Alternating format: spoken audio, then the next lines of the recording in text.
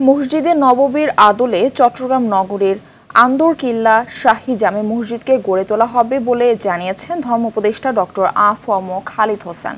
শুক্রবার বিকেলে মসজিদ পরিদর্শন শেষে সাংবাদিকদের সঙ্গে আলাপকালে তিনি কথা বলেন। মসজিদটিকে ঐতিহাসিক প্রত্নতাত্ত্বিক নিদর্শন উল্লেখ করে ধর্ম উপদেষ্টা জানান, মসজিদের মূল ভবনটি অবিকৃত রেখে উন্নয়ন কার্যক্রম পরিচালনা করা যায় কিনা সেটা ভেবে চূড়ান্ত সিদ্ধান্ত নেওয়া হবে।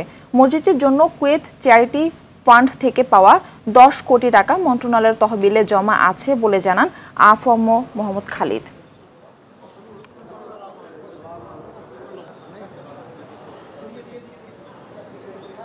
ইসলাম প্রচারের ক্ষেত্রে এই মসজিদের বিশাল অবদান আছে।